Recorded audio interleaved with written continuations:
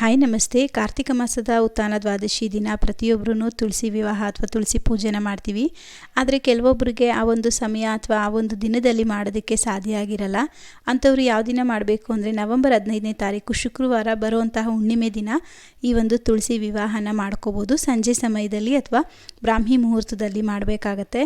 ಆ ದಿನವೂ ಸಾಧ್ಯ ಆಗಿಲ್ಲ ಅಂತ ಅನ್ನೋರು ನವೆಂಬರ್ 27ನೇ ತಾರೀಕು ಬುಧವಾರ ಕೃಷ್ಣ ಪಕ್ಷ ಅಂತ ಇರುತ್ತೆ, ಆ ದಿನವೂ ಸಹ ಮಾಡ್ಬೋದು.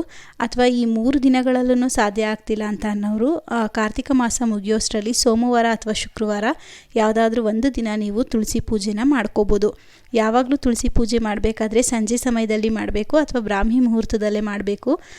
ತುಂಬ ಸೂರ್ಯ ಎಲ್ಲ ಹುಟ್ಟಿದ ಮೇಲೆ ಈ ಒಂದು ತುಳಸಿ ಪೂಜೆನ ಮಾಡಬಾರ್ದು. ಕೆಲವೊಬ್ಬರು ಕಮೆಂಟ್ ಮಾಡಿದ್ರಿ, ತುಳಸಿಗೆ ತಾಲಿ ಅಂತ ಕಟ್ಟಿರ್ತೀವಲ್ಲ, ಅರಿಶಿನ ಏನು ಮಾಡಬೇಕಂತ. ಮನೇಲೂ ಇಟ್ಕೋಬೋದು ಅಥವಾ ಮನೇಲಿ ಇಡೋದಕ್ಕೆ ಇಷ್ಟ ಇಲ್ಲ, ಜಾಗಗಳಿಲ್ಲ ಅಂತ ಅನ್ನೋರು ಹರಿಯೋ ನೀರಲ್ಲೂ ಸಹ ಬಿಡ್ಬೋದು. ಆದರೆ ಮನೇಲಿ